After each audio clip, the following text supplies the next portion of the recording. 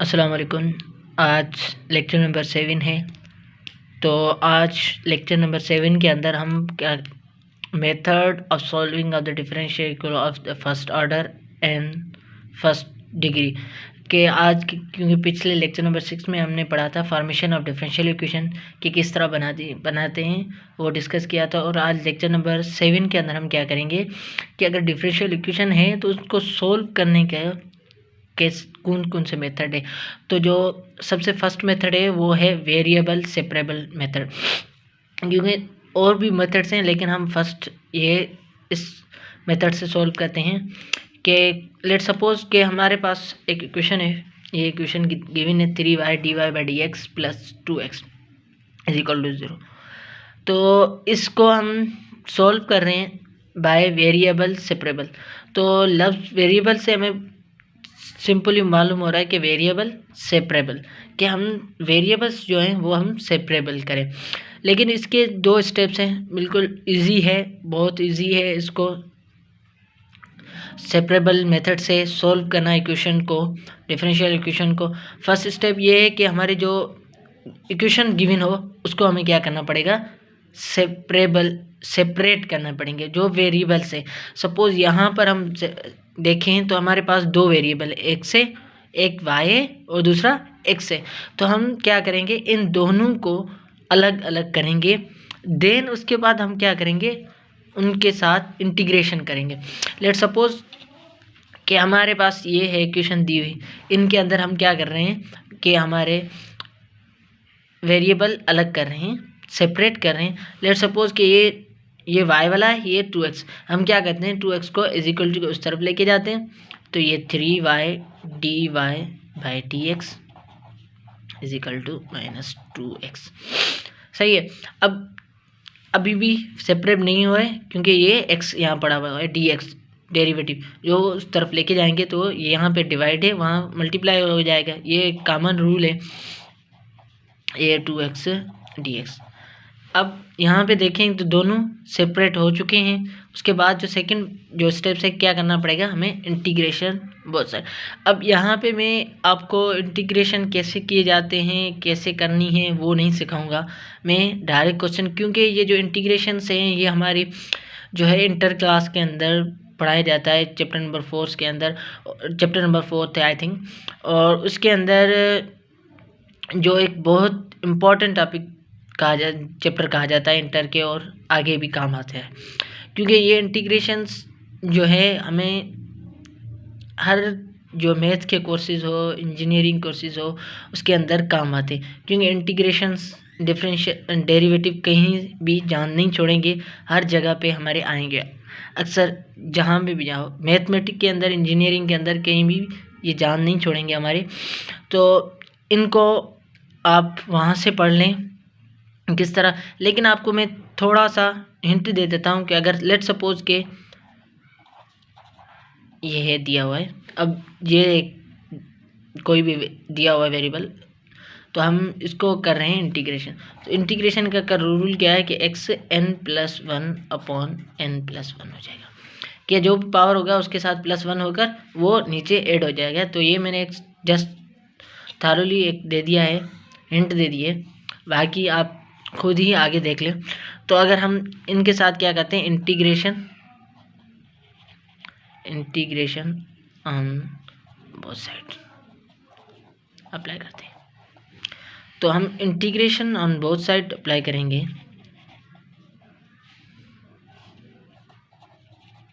हमें पता है कि 3 कांस्टेंट हो गया, तो dy/dx -2x dx। तो y का, क्योंकि यहाँ पे इंटीग्रेशन किसके रेस्पेक्ट है, y से, तो y²/2 हो जाएगा। क्योंकि पावर 1 है, 1 + 1 1 2 अपॉन में आ गया, -2x²/2। यहाँ पे मैंने कोई कांस्टेंट दे दिया। अब यहाँ पे देखें तो ये हो गया 3y²/2 = x में कैंसिल, -x² + c। अब मैं इसको आगे भी कर सकता हूँ और यहाँ पे भी छोड़ सकता हूँ, लेकिन मैं आपको आगे थोड़ा कर लेते हैं कि 3y² /2 + x² = c। c जो है हमारा कोई भी कांस्टेंट है, कि कांस्टेंट कोई भी हो सकता है, क्योंकि इक्वेशन के अंदर मुख्तलिफ कांस्टेंट होते हैं। तो एक क्वेश्चन हमने वेरिएबल एग्जांपल का लिया है वेरिएबल सेपरेबल से, कि किस तरह करते हैं। मतलब पहले जो भी इक्वेशन हमें दी होगी उसको हम क्या करेंगे, उसके अंदर जो वेरिएबल होंगे उनको सेपरेट करेंगे। सेपरेट करने के बाद हम उनके क्या करेंगे, इंटीग्रेशन करते हैं। तो चलते हैं हम अपनी एक्सरसाइज के तरफ के इक्वेशंस को, जो डिफरेंशियल इक्वेशन को सॉल्व करते हैं वेरिएबल से। क्योंकि मैंने आपको बताया था कि मैं इस कोर्स के अंदर 2 बुक्स फॉलो करूँगा। तो आज जो है मैं चैप्टर नंबर 2 जो है first course of differential equations Dennis G Zill की, उससे एक्सरसाइज 2.2 करेंगे और उसके प्रॉब्लम करेंगे, क्योंकि इससे रिलेटेड, ताकि हमें इसका ज़्यादा हम प्रैक्टिस करेंगे, ताकि हमें उस चीज़ का कॉन्सेप्ट भी क्लियर हो जाए और उससे रिलेटेड क्वेश्चन भी करेंगे, ताकि हमें, और बाकी रहेगी इंटीग्रेशंस के कुछ फार्मूले भी इसके अंदर आएंगे। वो उस तरफ जब हम आगे चलते जाएंगे तो उनमें जो भी क्वेश्चन के अंदर फार्मूलेज आएंगे इंटीग्रेशन के, तो वो मैं आपको बताता जाऊंगा। तो एक्सरसाइज करते हैं आज शुरू। एक्सरसाइज 2.2 है और उसके अंदर ये दिया हुआ है कि solve the given differential equation by separations of variable, कि गिवन इक्वेशंस दिए उसको आप सेपरेबल से मेथड से सोल्व करें। एक क्वेश्चन नंबर 1 है जो dy by dx is equal to sine 5x। तो इसके अंदर क्या है कि आपको सबसे पहले आप क्या करेंगे कि इनको आप सेपरेट करेंगे। सेपरेट का मतलब ये है कि आपको इनको सेपरेट करना पड़ेगा। तो देखें तो सब बाकी सब सही है, dy by sine 5x dx यहाँ सेपरेट हो गए, वेरिएबल्स अपने अपने अलग हो गए। अब हम क्या करेंगे, integration on both side, integration on both side. तो ये हो गया dy बाई डी, ये हो गया। हमें पता है कि यहाँ पे कुछ नहीं है, तो मतलब वन का डेरिवेटिव के इंटीग्रेशन क्या हो गया, y, क्योंकि विद रेस्पेक्ट टू y कर रहे हैं तो इसके लिए। अब साइन की क्या हो गया, तो मैं यहाँ पे ट्रिग्नोमेट्री की कुछ 2-3 बता देता हूँ कि साइन का जो है इंटीग्रेशन क्या होगा, माइनस कॉस x होगा, क्यों मैंने x ले लिया कुछ भी। और कॉस का इंटीग्रेशन क्या होगा, साइन होगा। और उसके बाद टेन का जो इंटीग्रेशन होगा वो क्या हो गया, माइनस ln कॉस होगा। तो ये 2-3 मैंने फार्मूले बता दिए, और आगे जितने भी क्वेश्चन आएंगे उनके जो भी फार्मूले हम डिस्कस करते रहेंगे। तो हमें पता है साइन का इंटीग्रेशन क्या हो गया, माइनस कॉस 5x। और अब क्योंकि यहाँ पे भी है 5x, यहाँ पे इंटीग्रेशन नहीं करेंगे, हम डेरिवेटिव करते हैं। तो ये हम जो डेरिवेटिव अपॉन में आ जाएगा, क्योंकि इंटीग्रेशन में जो भी होगा ये हो गया 5x का इंटीग्रेशन 5 हो जाएगा, डेरिवेटिव सॉरी 5x का डेरिवेटिव 5 हो जाएगा, तो 5 अपॉन में आ जाएगा, और प्लस c मतलब कोई भी कांस्टेंट ले लिया हमने। तो हम इस इक्वेशन को यहाँ पे रख सकते हैं, यहाँ आगे भी कर सकते हैं। तो हम क्या करते हैं, यहाँ पे इसको छोड़ लेते हैं, प्लस c।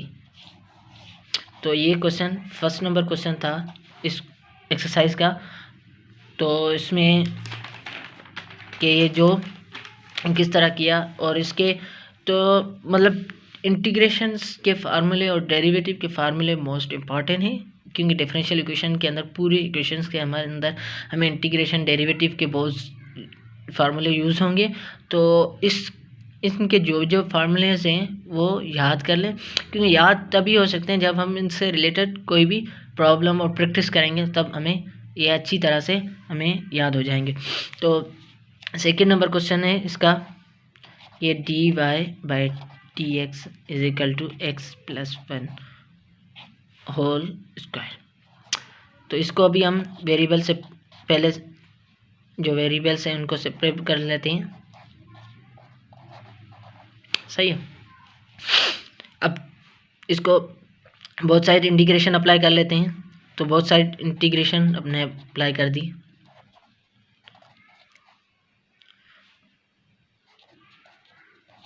सही है। तो dy is equal to x plus 1 whole square dx।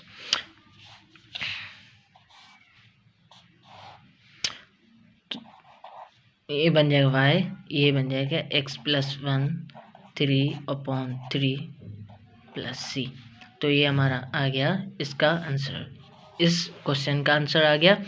तो और थर्ड नंबर क्वेश्चन है, अब उस पर चलते हैं कि इस एक्सरसाइज का थर्ड नंबर क्वेश्चन कि dx plus e⁻3x dy is equal to 0।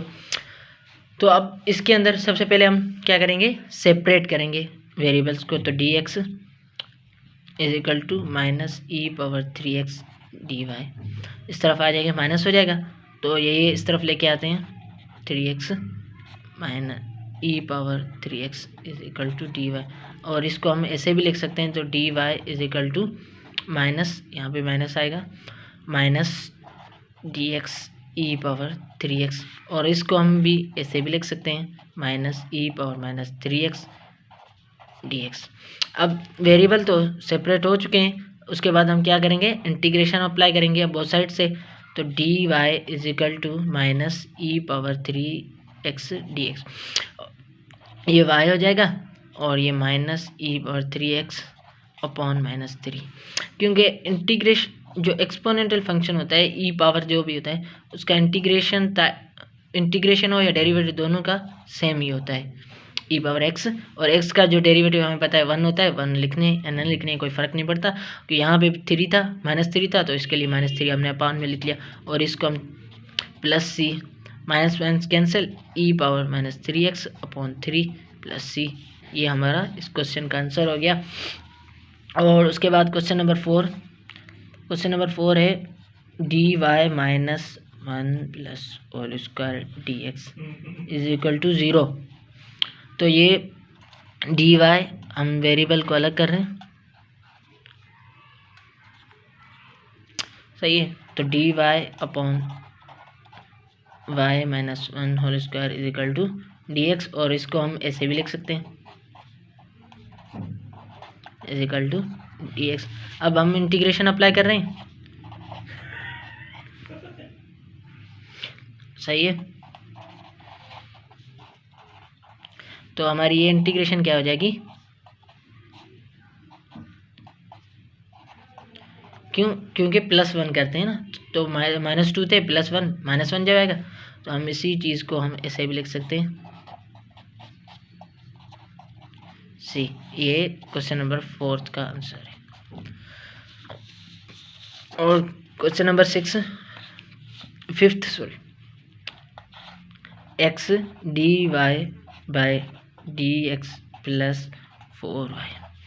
अगर हम इस क्वेश्चन को सॉल्व करें तो सबसे पहले यहाँ से देखें तो ये dy/dx 4y के साथ जाकर मल्टीप्लाई हो जाएगा, और ये इस तरफ आ जाएंगे, और ये अपना x यहाँ से क्या है, मल्टीप्लाई, वहाँ से हो जाएगा डिवाइड dx अपॉन x, और यहाँ से ये मल्टीप्लाई, ये इस दूसरी साइड से इज इक्वल टू चले जाएंगे, तो ये हो जाएगा dx अपॉन x।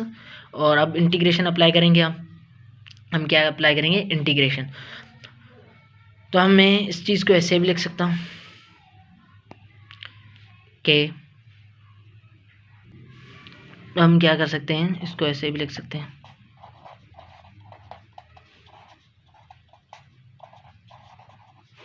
तो ये क्या हो जाएगा, 1/4 ln y is equal to क्या हो जाएगा, ln x प्लस सी।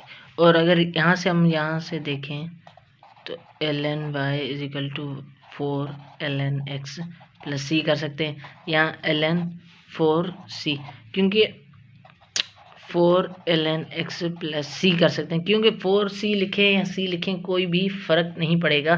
तो इसलिए हम इसी चीज़ को हम, अगर हम ln x को ख़त्म करना चाहें तो ये भी ln c ले, क्योंकि कांस्टेंट टर्म है तो कांस्टेंट टर्म वैसे का वैसा ही रहता है, क्योंकि जो सॉल्यूशंस होता है उसके हिसाब से होता है, तो हमारे पास कांस्टेंट c रखते हैं।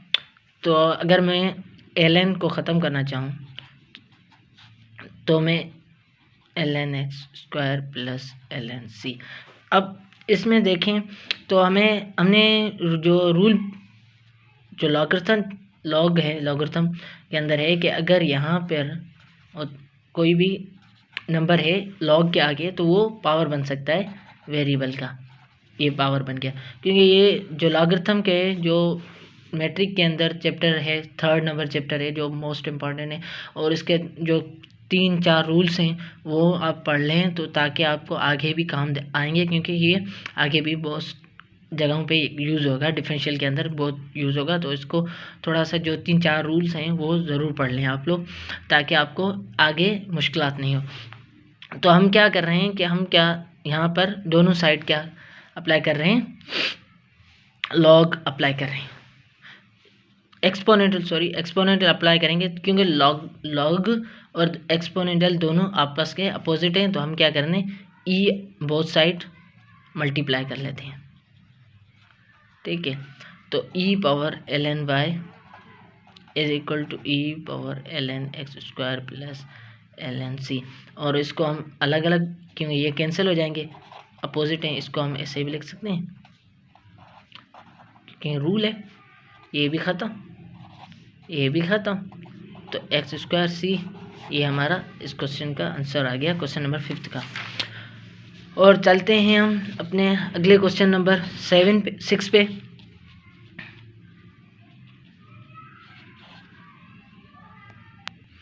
तो क्वेश्चन नंबर 6 है, ये है कि dy/dx is equal plus 2xy² is equal to 0।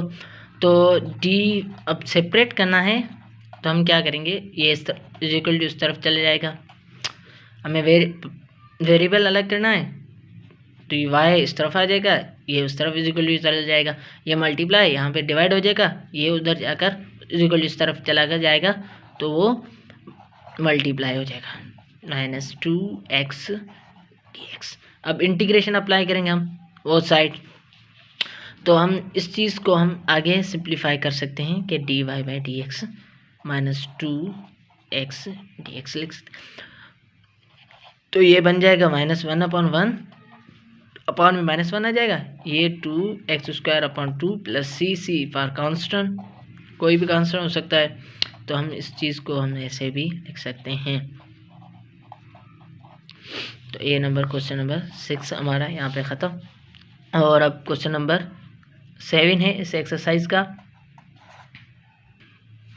तो क्वेश्चन नंबर 7 में क्या करेंगे, पहले सेपरेट करेंगे। तो यहाँ से हम जिस तरह इस तरह इसको नहीं कर सकते, तो हम क्या करते हैं, पहले इनको, क्योंकि ये लॉगरिथम का रूल है कि अगर दो टर्म या एक्सपोनेंटल के अंदर, तो हम इसको ऐसे भी लिख सकते हैं। क्योंकि जब भी ऐड करना होता है किसी चीज़ को, मतलब जो चीज़ बेस सेम हो तो पावर ऐड हो जाती है, क्योंकि इसके बेस सेम है तो पावर ऐड हो सकते हैं, जो ऊपर जो भी होगा पावर तो उसको ऐड कर सकते हैं। और e⁻3x डॉट मल्टीप्लाई e⁻2y, क्योंकि हमें अलग करने हैं तो 2y इस तरफ आ जाएगा is equal to upon e⁻2y is equal to e⁻3x dx। और इसको अभी भी आगे का सॉल्व कर सकते हैं, -2y dy is equal to e⁻3x dx। और अब इंटीग्रेशन हम अप्लाई करेंगे। तो इंटीग्रेशन जब अप्लाई करेंगे तो हमारा क्योंकि एक्सपोनेंटल का इंटीग्रेशन सेम ही होगा, और इसका हमारा डेरिवेटिव क्या हो जाएगा, -2 इज इक्वल टू, ये हो जाएगा e⁻3x अपॉन 3 प्लस c। इस क्वेश्चन को आप यहाँ पे भी छोड़ सकते हैं, आपका आंसर कंसिडर किया जा सकता है। तो हम यहाँ पे ही कर लेते हैं इसको स्टॉप। ये था हमारा क्वेश्चन नंबर 7। और अब क्वेश्चन नंबर 8 पे चलते हैं। इस एक्सरसाइज का क्वेश्चन नंबर 8 है। क्वेश्चन नंबर 8 ये है कि आप, तो क्वेश्चन नंबर 8 जो है e⁻, मतलब exponential x y dy/dx is equal to e⁻ exponential -y plus exponential -2x -y। अब इसमें कैसे हम अलग अलग कर सकते हैं कि एक थोड़ी टिपिकल, क्योंकि हमने पहले जो 7 क्वेश्चन किए वो इतने टिपिकल नहीं है, तो हम आगे जितनी भी एक्सरसाइज करते जाएंगे ना, इस क्वेश्चन की एक्सरसाइज जो प्रॉब्लम्स के वेरिएबल सेपरेबल के, तो कुछ प्रॉब्लम जो है इसकी डिफ़िकल्ट क्वेश्चन आते हैं, क्योंकि हमने 7 क्वेश्चन के वो इतने ख़ास डिफ़िकल्ट नहीं है, लेकिन किसी हद तक सही हैं।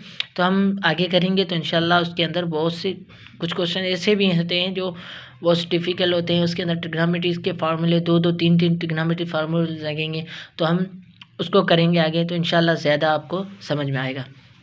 तो e⁻xy dy/dx, हम इस चीज़ को जो ये दी हुई है इसको हम ऐसे ओपन कर सकते हैं, बिल्कुल ऐसे ओपन कर सकते हैं हम। तो e⁻xy dy/dx, क्योंकि इन दोनों के अंदर हम देखें तो e⁻−y कॉमन है, तो ये यहाँ पे e⁻−2x हमें अलग करने हैं वेरिएबल को, सेपरेबल को। तो ये इस तरफ चला जाएगा, ये इस तरफ, तो y dy/e⁻−y dx यहाँ पे डिवाइड, वहाँ पे आकर मल्टीप्लाई हो जाएगा 1 + e⁻−2x dx, और यहाँ पे e⁻x जो है वो मल्टीप्लाई यहाँ आकर डिवाइड हो जाएगा। तो ये हम इसे ऐसे लिख सकते हैं। अगर हमें इस चीज़ को ऐसे लिखूं,